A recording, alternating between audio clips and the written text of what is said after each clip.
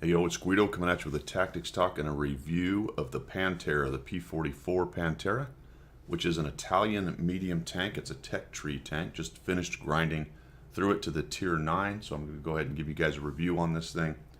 As usual, we'll do an overview. We'll do a look at the tech tree considerations there. We will compare the tank using the comparison tool amongst some of its peers. As you can see, there are a lot of tier 8 mediums. Got a whole stack of them right here. We'll look at my setup and my crew, take a look at my stats, how I did on the grind, and then we will look at some examples of gameplay. I'll have 3 examples at the end for how to play the T44 Pantera. Let's get started. Overview first, you can see that it is here in my garage, managed to one mark it. Interestingly, it's very difficult to see the marks with some of the paint schemes on this tank. Not really sure why that is. But you can see it's a fairly large tank, like I said. Here's the tier 8 Italian medium, which is a premium, comparable size, but a little lower on the silhouette. For the Progetto, if you look at, say, a Type 59, quite a bit larger than a 59 or a T34-2. Most of the Russian types are going to be smaller, more compact. STA2, pretty much as tall, but not just as bulky. Bizarrely, this fast, no-armored CDC is massive compared to most of these things. And you can see that the Lorraine, about as tall, but a smaller turret. So just quite a large tier 8 medium tank, but on par with some of the others. Not the largest, but it does present a pretty large billboard side when you look at it from the side. From the front, fairly wide, big wide tracks, which are useful for eating heat, that kind of thing. And then you can see the angle on the armor. Usually I do a tanks.gg, but they still haven't put the 3D models in there. So we'll talk about the thickness of the armor, but the angling is actually pretty good. Not a whole bunch of weak spots as far as that goes. The turret's fairly decently armored. We'll look at that when we get the stats. But if you put some angle on this thing, it actually does an okay job as a medium, as a tier 8 medium, that is, an okay job of side scraping or angling, trying to limit the amount of damage you take. Overall, though, it's still a tier 8 medium with not a whole lot of armor other than okay turret, so you're not going to expect the armor to help you out. It's going to be more of a troll bounce kind of idea. If you take a look at this for the details, it'll tell you that it's one of the variants of the Italian medium tank developed during World War II, existed only in blueprints. Clearly, it is based off the Panther tank. A little research into that, and there were several things the Italians were trying to do during World War II to increase the capability of their armored forces. This was one of the things they were looking at, either buying Panthers or modifying them, that kind of thing. The Progetto, interestingly, was a post-war design that they were working on, and they went ahead and went with the standard tank with the Leopard designs and things like that the Europeans were getting together on. So the Progetto never came to fruition, neither did the Pantera. In the game, they're going to fight very similar, and we'll talk about that when we get to the comparison, but that is the basic overview on this tank. Remember, it's carrying a hybrid autoloader, which we'll discuss as we go. Let's move on to the tech tree considerations. For the tech tree, I have done the reviews on the 7, the 6, and the 5. Realize that from tier 4 to 5, as I've said before, at tier 4 you're running with a radio operator. When you get to tier 5, you'll get the pretty much standard setup for the crew, which is commander, gunner, driver, loader, and that will take you all the way from tier 5 up to tier 10 if you're going to drag your crews along. So that's the only crew considerations you have to worry about. When you click on the Pantera, you'll notice that unlike some of the more recent lines that they brought out, this actually has quite a few modules that you have to grind through. A lot of the lines recently have just been a stock and then a upgraded module, but the Italian line seems to have a few extra along the way, so it will be quite a grind as you push through some of these things. You'll see that I have ground out all the top equipment. A couple things to be aware of in this. This tier 7 gun is an autoloader, but it's only got 2 rounds. And in actuality, you only get 3 rounds with the upgraded turret. Even with the upgraded gun, which is a pen and damage buff. We'll go over here a pen buff, not a damage buff. 165 with the regular AP to 240. When you get to the tier 8 gun, it's 212 up to 240, which is much more competitive when you're seeing tier 10s. It's not fantastic, obviously. With 259 gold, it's okay. But you're not going to get the extra round of 3 until you get the upper turret. So that's really interesting. So your first thing you're going to do is upgrade your pen, and then you're going to upgrade to the third round. And that third round is critically important to making this tank worth anything. Its speed is okay with the stock engine, a little sluggish. It's very quick once you get the top engine. The middle engine, you can see an improvement, but as far as climbing hills and just top speed, getting there quickly, that top engine is quite good. There are some things you have to know about weight. We're going to take a look at this when we get over to the comparison tool, because there is a nice way in the comparison tool to figure out which equipment you can upgrade first, especially if you're not looking to just go tracks, engine, and then through the gun. Maybe you want to try to get a better gun along the way. We'll talk about that as we get there. But that is it for the tech tree. We'll move on to the comparison tool. Let's take a look at the comparison tool. Got the Pantera on the left, the Progetto next to it. Those two are essentially the same tanks. We'll talk about that. I have two autoloaders, one of them a tech tree of the T69, one of them a premium with the Lorraine 40T, and then a sampling of some other mediums at tier 8 from the tech tree. Obviously, I don't have all the tech tree tanks or even all the tier 8s on this. There are so many of them I can't fit them on one, but this is a good sample for what you're looking at with the Pantera. So you can see on the firepower, that's kind of interesting, 336. It's up in the middle or so. 240 for Alpha, which is in line with most everything, minus the Lorraine at 300. And of course, you got other outliers like the Rev, which I do not have up here. Penetration is okay at 212. Not as anemic as, say, a T-34-2, but pretty good. Getting down here to the autoloader, this is interesting. The amount of time between each shell to go into the autoloader. You'll notice that the T69 and the 40T, which are the traditional autoloaders, don't have this. Because remember that the Pantera and the Progetto both are able to shoot that first shell once it loads up. They do not have to wait for the entire clip to be loaded. When I say autoloader and clip, just accept that it's interchangeable for terms of what we're doing here between the regular autoloaders and the Italian autoloaders. I know there's different words for it, but that just makes it easier to talk about. It's just the mechanics of how it works are different. Turret traverse is right in there. That's not going to hurt you at all. -8 gun depression and 20 elevation. -8 is comfortable. -10 is probably best in this game, but -8 is definitely usable. So it's not as painful as, say, a T-34-2 or some of the Russians that don't have much of anything at -5 or so. Here's that load time, which is interesting. If you look at a couple things to note here. First, 27.8 seconds to get the whole drum loaded, which is exactly the same as the Progetto. The T69 is at 25 and the Lorraine's at 35. Remembering again that the 69 and the 40T require you to take all of that time before you can even shoot one shell, whereas the Progetto and the Pantera can both shoot once that first shell is loaded. Now, if you do that, you're going to eat a fairly long single shell reload time if you continually shoot that first shell out. It does allow you to fight it as one of the standard tanks over on the right side of the list, say the 34-2, STA-2, Centurion 1, but you're going to gimp yourself because it's going to have a much longer single shell reload time every time you kick it out. The beauty of these things is once you load up 3, you can burst out 3, and if you really need that first shell because you're getting pressed, at least you will get it, albeit in a fairly long time frame as compared to the other tier 8s. Look at the aiming time. It's got the best in class right there as far as this list goes anyway. I did throw up the Centurion 1 to give you a good example of another fairly accurate fast aiming time tank, and the Panther 2 at 2.11.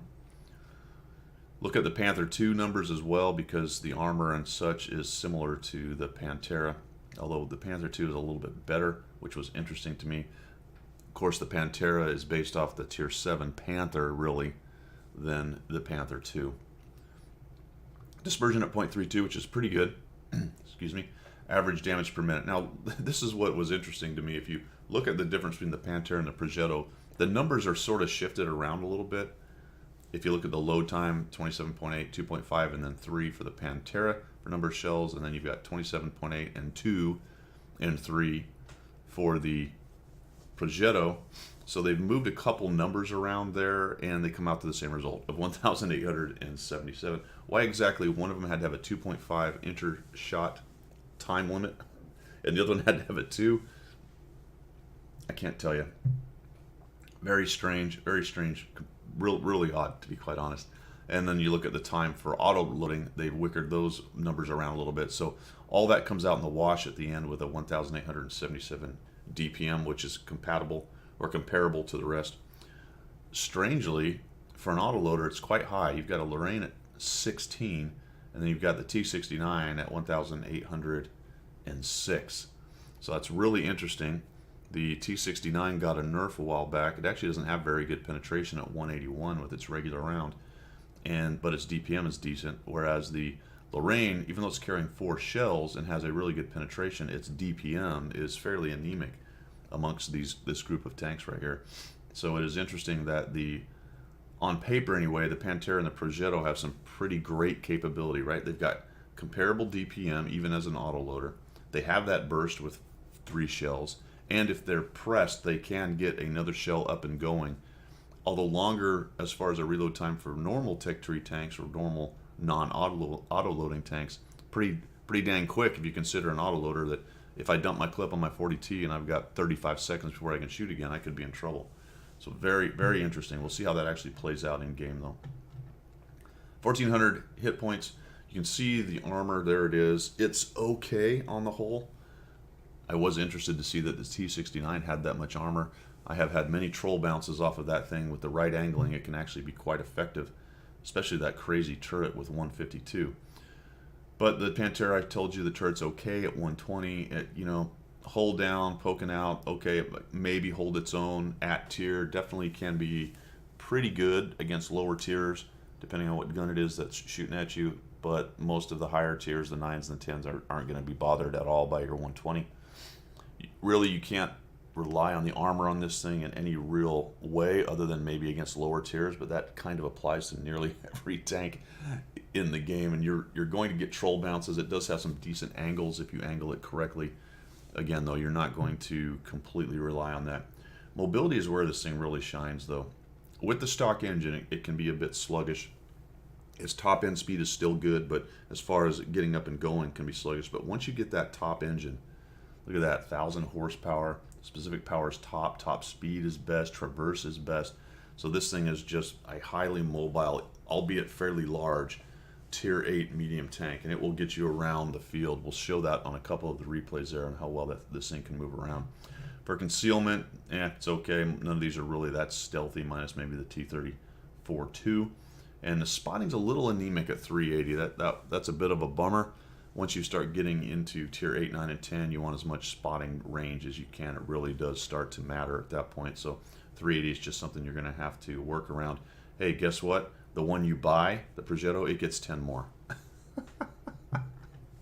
All right, so fantastic. Remember that all these numbers are based on top modules, no crew skills or perks, and no equipment on the tank with 100% crews. That way the numbers all should come out in the wash as far as all the additions you can get. This is just purely the tanks with their top modules. All right, let us move on to my setup. Actually, I am a liar. We're going to stay here because I want to show you something that I don't usually show and I just figured out. Most of you may know this, but this is actually a pretty fantastic tool. While you are grinding this tank, I actually ground this tank from stock, which is the first time I've done that in a long time. I was able to unlock all the modules up to the tier 7 and play a fully upgraded tank for each of those reviews or each of those grinds. This grind was purely from stock tank all the way through. So what I'm talking about is if you go to the configure tool, and you'll see that I have loaded up vents, a rammer, and a vert stab, which we'll talk about what this thing can carry in just a minute. If you click here on the modules, it will bring you to this that looks like your tech tree look, and it shows you what you can upgrade on the tank. Now, if you take everything back to stock, and remember I put the equipment on there because the equipment has weight, so most people are going to run with full equipment. I just picked a selection that is a good selection for this tank. So now let's take a look at what we can use and how we can upgrade this thing. So if I take the gun, I'm good, so no issues. And now see how that little dash line showed up on your tracks down there? That's how you know if you try to put that on your tank, you need the tracks. You need the tracks. So I can't put the top turret on without getting the tracks. So my suggestion to you, and you can see that I've also got the equipment on, is that you get this gun first, then grab the tracks, then grab the turret, and then go crazy with the rest of this stuff. Be quite honest, I don't remember. I think maybe you start with this right here. It's a radio. It's a word I could not come up with. I think you start with the middle radio, but either way, that's how I would do it. Get the gun, get the tracks, get the turret, and then worry about upgrading the engine and such. Let's move on. Setup and crew. For the setup, all the top modules, we've talked about that. Gun rammer, vert stab, so at tier 8 they can use a vert stab, highly recommended. And vents, I think that's your best setup for this tank. You'll see that I'm in tryhard mode with 18 APCR. I highly recommend the gold for the anemic first gun until you get that upgraded gun. Then it's to taste at that point, but I carried a lot. Trying to get through this thing as fast as possible. Didn't really seem to help me too much, which we'll discuss in a minute. We get a small repair kit, a small med kit, and a large fire extinguisher. I do not remember, I suppose it probably happened, but in all the games I've played in the Italian tanks, I don't remember getting lit on fire. Now I carry a large fire extinguisher for that very reason, so I don't get lit on fire a whole bunch anyway. But these things do not seem to be particularly light on fireable, flammable. Although the large engine on this does go up from 15 to 20% chance of fire, so the upgraded large engine is more prone to catching fire on this thing. As far as the crew goes, we'll have to run over here to the standard B because that's where I've already moved the crew. But you can see that they had 2 skills at the end of it. They ended up with 2 skills and then working on to their third. This is a little goobered up. I've got 6 Sense, Brothers in Arms, and Recon. You can see that I'm dopey, and for whatever reason, I'm not sure how I managed this, but I did not put Brothers in Arms on the middle 2 yet. So if we get to the gunner, I'm running with Snapshot repairs and starting Brothers in Arms, and Smooth Ride repairs, off-road driving, and repairs, Brothers in Arms, safe stowage. All right, this is all over the place.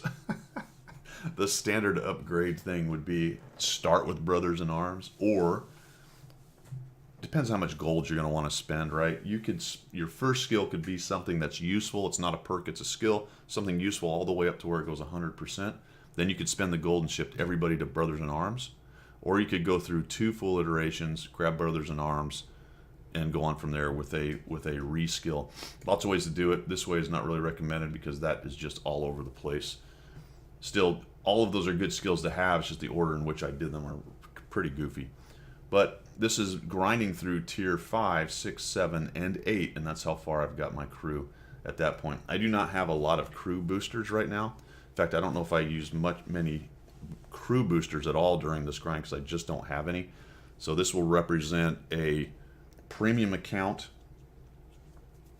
and times 2s pretty much with plus 25 or plus 50% overall experience boosters. And that's really all that I'm getting out of this here. That's pretty much my setup. We will move on to stats. Looking at my Pantera stats, you can see I played 125 games to bring this from a pure stock vehicle all the way up to grind through it. Ended up with a 57% win rate and 910 on my average XP. It's been quite a long time since I've ground a tier 8 and averaged less than 1,000 XP. This is one of those examples here. So this tank did not really suit my play style because I'm very aggressive, especially early when I thought, you know what, I can be super aggressive with this because not only is it an autoloader, it will fall back to being a regular tank, so I should be able to survive getting up there and getting in their face. Well, there's a lot of problems with that. First is 357 is going to hurt you. Second is I'm not playing nearly as much as I have been in the past, so my proficiency really is actually a lot lower than it has been. In fact, you'll notice my maximum damage in battle is only 3,813. And my maximum kill is 7. Those were not the same game, by the way. That 7 kill game came on a 1900 damage game where I was just assassinating near deads with the autoloader on a raffle stump. So it's kind of an interesting look at stats because if you look down here at the Progetto, which I've only played 57 times, I'm sitting at 51% with a higher average XP. If you look at my damage caused to enemy vehicles at 1500 and I drop down to the Progetto, it's 1700. So this is a smaller sample size, obviously, and I would expect that if I got to 125 in the Progetto, it would probably be more in the 55% to 57% range. It would start to come up closer to what the Pantera was. I will tell you that I wish I had taken some screenshots because early on with the stock Pantera, I was running 50 to 45% win rate for quite a long time. I would say around 30 to 40 battles. I was probably down in the 48%, just dancing back and forth, up and back on the 50%. These numbers were similar, except the DPM was probably closer to 1200 early on.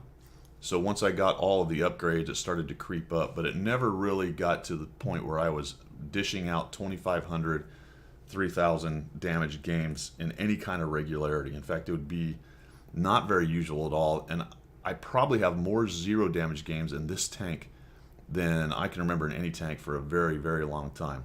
Just raging out forward, bouncing a couple shots, and getting absolutely massacred in 357, which has nothing to do with the tank and a lot to do with, well, it does have a little bit to do with the tank. Because of the great speed and mobility, it does lure you to getting up front and getting those first shots, but it's so easy to overextend, and the armor just really isn't there. But looking at the rest of the stats, 57 ended up okay. 32%, which is on the low side for battles survived. Hits at 79, that's pretty decent, so it's got a good accurate gun.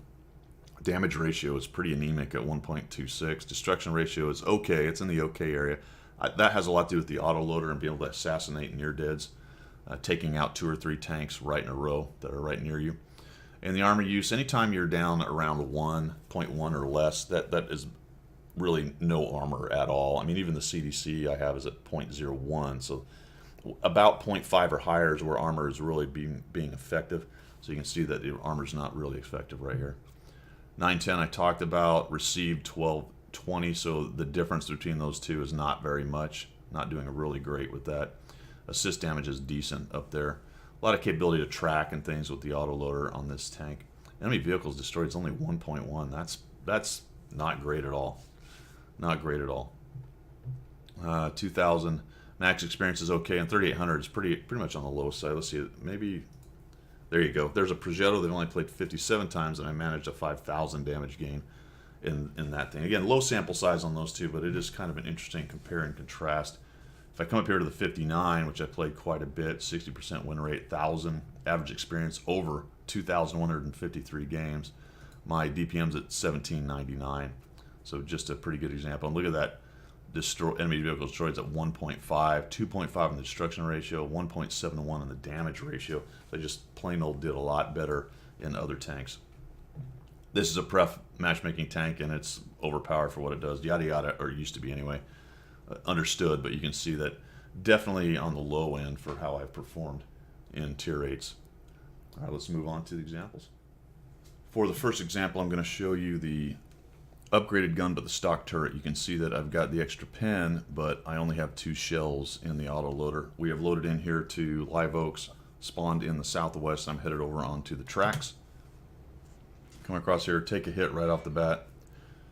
That Pantera comes up there, and I'm completely unable to get past a critical spot without getting slapped.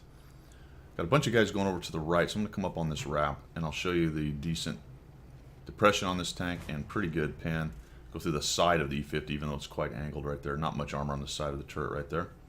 See that I take 1 shot and then it reloads, so now I have 2 shots again pretty quickly. So start working this ramp right here. They don't have any artillery, so I don't have to worry about that. I do need to be careful about guys sitting up to my left there. So looking right. The bat chat, I don't want to get tracked. There's a Scorpion, so I don't want to get slapped by him. He shoots, though, and gets hit, so I come up over looking for a shot. There goes their Progetto running away. So see, I take the shot, and I pretty quickly start reloading. So I'm just going to take it. There you go. And now I'm down 2 shells. So I've got to wait for the first one. It's quite a long wait. It'll start reloading. A little bit of a bug on the reload graphics in that it doesn't always show correctly on replay. So I take that shot, and I didn't wait for that second shell to reload, so I've got quite a long wait for a medium. There we go. And then the second shell comes in, and this time I wait for the second shell to get pretty well reloaded. So I've got 2 ready, put 1 into him, and I've got another one right away and another into him right there. And you can see that's how that tank plays is very strange. So if I waited just a little longer, I got both those shots, and I'll consider that with 3 shells. Obviously it takes a little longer, but then you've got that better burst damage. So come up there, take that. Unfortunately, don't kill him. 4202 doing his thing. Put a shot into him. More of a shot of opportunity at that point. I wanted to get rid of the bat chat, but I had to come up and over way too much for that to happen. Now I'm going to end up using this Type 4 for help. Push past him as they shoot at him. Take him down. And now there's the 4202. Wait for the reload and push on in here. So kind of a combination of waiting for both shells or just using the one that you had. That's the option that you get with this kind of reloader. The Type 4 just drives over at them. There's quite a few tanks back there. You can see them all stacked up. There's the G, Scorpion G back there. There's that depression. It's just a little hard to use sometimes. Able to get him down pretty quickly, reload, bounce off the S-71, and then there's a 1390 back there. Got an E50 as well right here. Down goes the Super, down goes the Sturv. So probably just the 1390 back there. So I foolishly push in. I don't have the depression I want. I have to come way around much further than I want, and I end up just eating it right here. Down I go. So just poorly played on my part. There was no reason to really come around that corner. What I was hoping is that the 1390 was clipped, didn't have the shells, but if I'd have been more careful or patient there, I'd still be in the game. But I ended up with 2,467, 3 kills with the 2-round autoloader, not the top turret. So remember, I had the top gun, but not the top turret, which will give you that extra shell. A pretty good example of how that reloading mechanism works. And yes, you can be effective with something less than a fully upgraded tank. Albeit there are obviously negatives to it. Let's move on to the next example.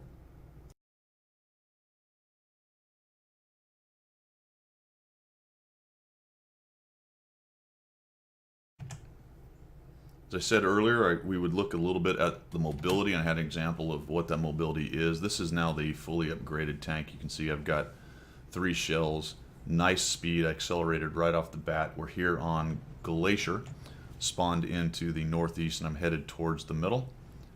This is a 510, so I'm not bottom, well, I am bottom tier, but I'm not 2 down, I'm only 1 down. Got this guy running. Take a shot on the run, not really great dispersion. Few tanks are while you're on the run like that. Only 1 artillery to deal with, so that's good. I'll come up here, use some of this depression, see if I can't get some shots on these guys. End up bouncing him, and then I find heavies. Oop, that doesn't go anywhere near where I want it to. There's an example of what an autoloader can do for you. Obviously, I didn't get anything out of that, but I was able to, while that guy crossed, pop up and back and take 3 shots. Now, I'm fairly quickly reloaded, whereas in another type of autoloader, I'd still be seconds, maybe 10, 15, 20 seconds away from getting a shot. I've kind of swung into, these are shots of opportunity, so as soon as I get reloaded, I'll just come up and take that shot. Unfortunately, I only end up with 256 out of that whole engagement. Got a T-34B over there hanging on that corner. I come up here and try to get a shot on the T-54, unable. There's a T-30 way back there, so let's see. No, I don't want to do that. He was looking right at me.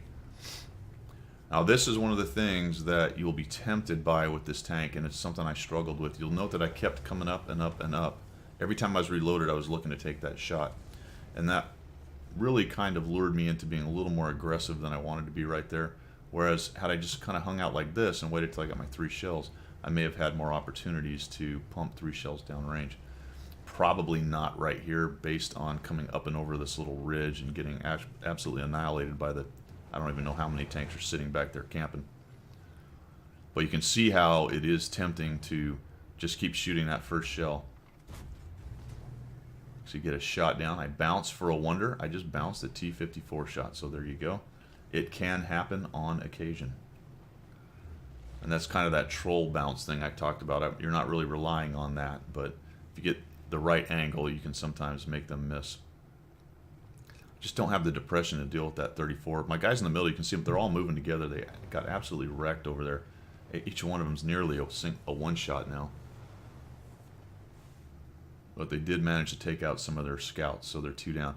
So I decided to change this fight. Let's go over here. There's quite a big group of tanks on this side, and we have invested pretty heavily. We've got our TDs, stoppering them up down in the southeast, so I'm going to go ahead and let them do their thing, and I'll just shift with mobility over to this side. Pretty fast tank. I'm going to cross here, take a chance that I don't get hit, take a shot on the run. Unfortunately, it doesn't pin. But the good news is, with this kind of autoloader, look at that. Boom, I'm right back to 3. I don't have to force a reload and wait 35 seconds. I'm right back in the action with full complement of shells. Bouncing though, he's pretty well angled. I'm trying to get up under that little weak area right there. Finally get another one in, and there's those 3 shells down. Now I've got to wait, but pretty quickly I'm going to have another shell right here. What I'm trying to do here is keep this guy tracked, which is, this is really working out. I'm fighting more like a regular tank right here, regular medium, because I'm able to get in there and get those shots quicker where I don't have to wait. Unfortunately, I eat a shot there. There's a lot of firepower sitting there, and every time this tank pokes around, it's going to get pinned. I considered going that way and sort of wondering what to do. Maybe I'll push in. I think I actually try this a little bit, at least initially.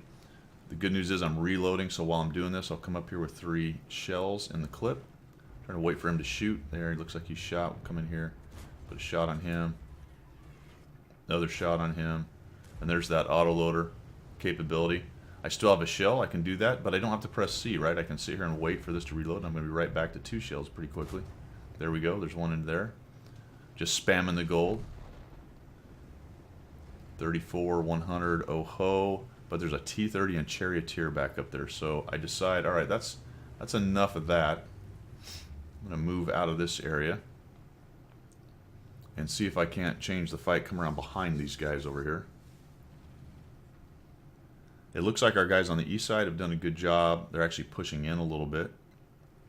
So I'm not worried about getting back that other flank, but I am going to change the fight because there's really nobody sitting around in the middle. The WZ's keeping an eye on it, but that's not a lot of firepower over here. There's a Centurion sitting up there, so he's pretty exposed if we can get him.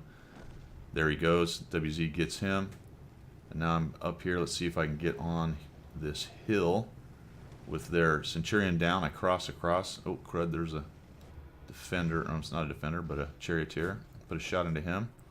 Instead of back down and look for that shot because I'm spotted and expose myself more to the T30 and whatnot over there, I just go ahead and come up. Now I've got the T-54 up here. And I'm an autoloader, so I come in here, and that's unfortunate. I'm going to ram him to try to get some damage, some of the hit points off of him. And I take him down. So that bounce cost me. I had to use some hit points ramming him to bring him down to killable for 1 shot. And now I'm going to come around to here. Now, this is a pretty good spot, but it is dangerous. That T30 will erase me. Pretty much any of the TDs that are sitting back up there will erase me. They've got a Scorpion G down below me and the 100 and the OHO, so that's 3 of their tanks. There is 1 TD missing, and I sort of know where the T30 was last. So I don't have a lot of options. I'm going to take a quick peek. And, whoa, geez, that scared me. That's a good example right there. I have been killed on this ramp multiple times because I get so focused on looking one direction and don't pay attention to what's going on behind me. Guys come up the ramp. That happened to be a friendly, thank goodness. But it's a good example of if you don't move your camera around, have good camera technique, and try to pay attention to all around you, you can easily be snuck up on in this game. Minimap helps, but moving the camera around is even better. All right, so there's a T30. He's out in the open. Miss. There's that autoloader working for you. Because there's another TD, I don't know where it is. I'm actually going to back up right here. I'm worried that Scorpion is going to have a shot on me, so I'm going to reload while we wait for a moment. There's the JT in the middle, keeping them busy. Plus there's the artillery. I'm splashable at this point. I was thinking about going back up top, but there's just really not much up there for me. So I'm going to come off this corner and change my positioning. So I was spotted right there. They knew I was there, so I'm going to go somewhere a little bit different. What I'd like to do is find that T30 and start working on him, or maybe get an angle on this OHO from behind over here if I can somehow make that happen. It looks like the JT's got him spotted, so I'll come in here. Oh, that's a bummer. There's the T30. Down goes the OHO. I'm glad I did not come back up for another shot because that T30 would have raced me. I was actually out from behind that rock, whereas the JT was hidden behind it. Take a bit of a chance driving in here. I see the T30 shoot at someone else, so let's move in. Fully expecting the artillery to nuke me here or that Scorpion to show up. But I also noticed the RHM is up above, so he's got some spotting capability up above, so maybe we can... There we go. Find. Oh, of course, critical, no damage. Why not? And that's that autoloader thing right there, right? Even with a bounce, I'm able to drop the other two on him, take him down, but I'm not out of the game for 35, 25 seconds. I'm only out for about 9 or 10. Now I'm pushing in, and as I move, I'm still reloading the other ones. Oh, a miss, that's terrible. Shot on the run. Rather than stand in and get killed, I'm just going to dive down here. Yep, there he goes. Took that shot on me. Missed again, that's too bad. Now I'm expecting this T-30 to come. 305, I don't really have the firepower to take him down with one shell, so I'm sort of hanging out here waiting for another shell to get reloaded, or at least close. Start moving before it's completely done. And now I'm just going to be the annoying guy coming around. Shot on him. Try to get up this hill. Oh, I made it. And down goes the T-30. 3,654. 640 blocked. Well, there you go. 2 shots that probably should have had me dead by now, based on not great armor. 1,900 spotting with 2 kills, but a great example of the mobility of this tank. I was pretty much all over this map, minus maybe the east and southeast part of it. Doing a lot of shifting, a lot of repositioning, going to places where I was needed, and this tank's mobility, if you play it smart, can do that. You can see also, though, it's easy to get overextended. I talked about that earlier, where I would get it really quickly up to front line, start poking and prodding, and end up getting erased. So I probably had a pretty good chance of having that happen over in that little ridge there. Fortunately, I was careful enough to not get erased, but I will tell you that that was not the case in a lot of other games that I had in this tank. But still, great capability if it's played right. You just have to be very careful. Let's move on to the third example.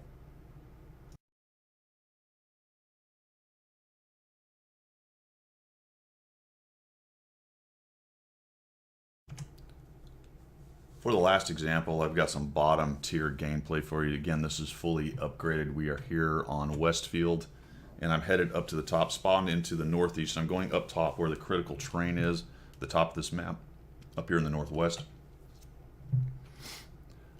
Couple things to show you on this. Number one, or 3 things actually. Number 1 is bottom tier with this tank. Number 2 is why you go up top on this map.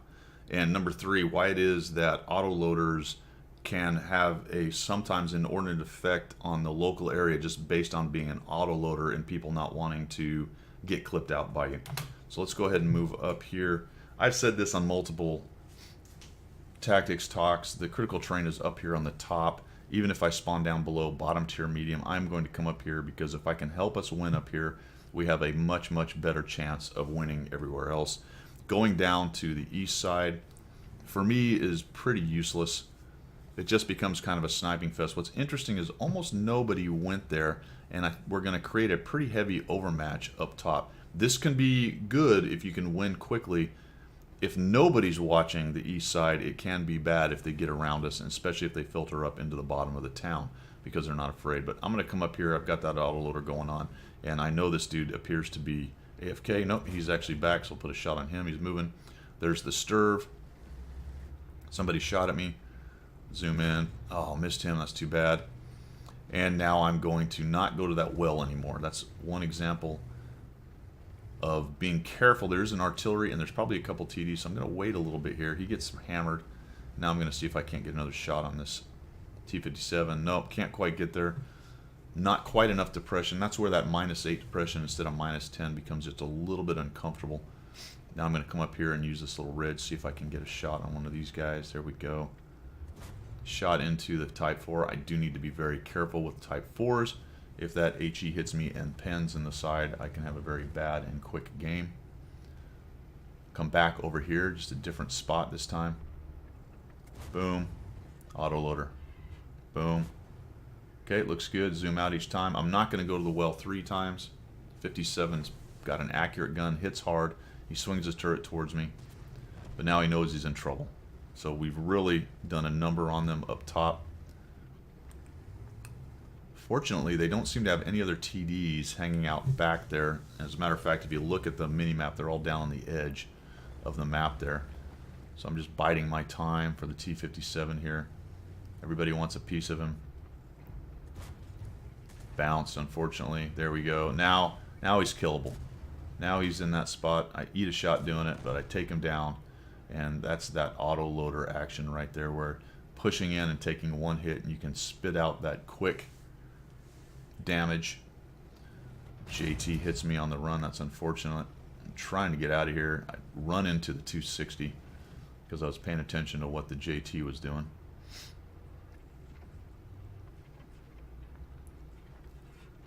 Kind of a prayer shot on the standard B, but I bounce, unfortunately, and a miss. That's a bummer. Finally get a shot in there.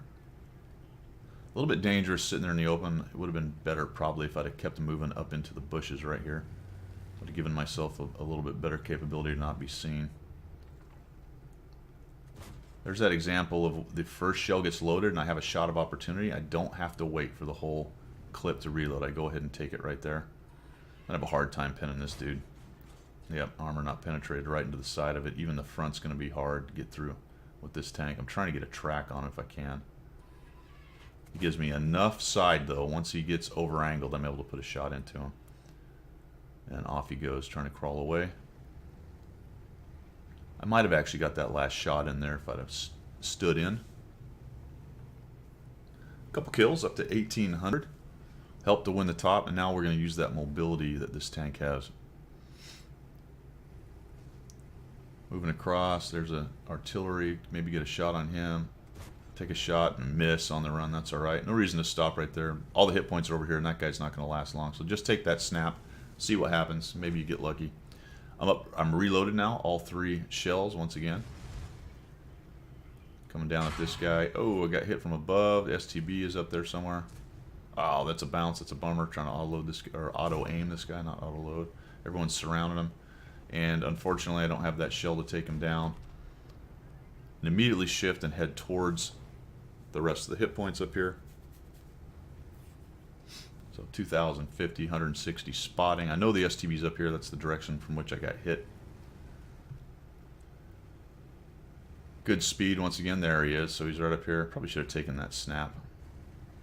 He gets hit. I'm getting the spotting damage. He's getting hammered. He's going to charge and ends up dying. And I get all that spotting right at the end of the game. 809 spotting because I have the mobility and the speed to get up that hill first and get him spotted before anyone gets eyes on him.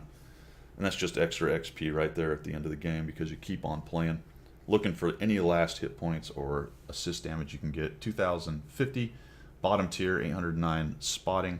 560 bounced, actually. Ended up with a decent bounce in there. I think the JT bounced off me at some point. Good example, though, of bottom tier with this tank, the mobility, auto-loader use as far as the Italian autoloaders go, and the fact that on this map, this is the critical terrain up here. You win this up here, then you basically win everywhere. If they had taken a very organized, hard push with mediums across here and come up behind us, it could have been trouble because we really didn't invest much over here. But few teams do that.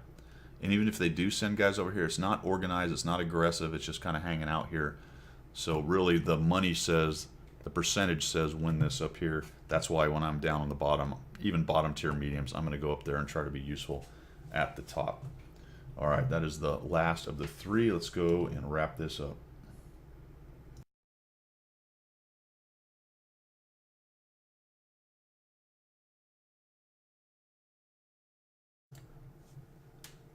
That is it for the review of the P.44 Pantera Tier 8 Italian Tech Tree Medium Tank.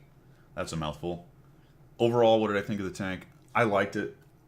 I didn't do particularly well in it. My playstyle didn't mesh too well with it, and it did take me a long time to kind of figure out exactly how to run an autoloader that also had the ability to shoot without doing a full reload. In the right hands, this thing can be incredibly good. It's a lot like the CDC was when the CDC first came out, when the CDC could use its mobility and decent gun and Great Depression to rage around the battlefield and just create chaos. This thing is similar to that, although power creep in the 357 kind of tamps it down, so it's not going to run as rampant maybe as the CDC did in the hands of very good players early on. But you'll also notice that, let's see, what did I only get to? I only got a Class 1 on this, and I had several 1,200 and 1,300 base experience games that were only Class 1. So clearly people are out there doing very well in this tank. And it does have a huge skill ceiling, and it does have a fairly high skill floor. So it's not easy to do well in this thing. It's not even really easy to do mediocre in this thing. you can really get yourself in trouble very quickly believing that the autoloader and the ability to reload that single shell fast and its speed is going to get you out in front and erased from the game. Probably more than you want to. So it does require a bit of care.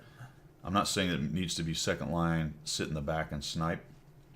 But if you are going to get up front, then be a little bit extra careful with how you maneuver. So overall, good tank. The other interesting thing about it, I'll leave you with this, it's basically a Progetto. The Progetto and the Pantera are essentially the same tank that look different.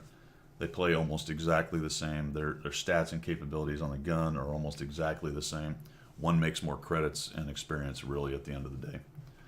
Good news is you can switch your crew back between the two because they have the same crew setup. All right, that's it for me. Guido out. Thanks for tuning in. I appreciate your support. Keep on supporting the channel. Subscribe if you haven't, and we will see you.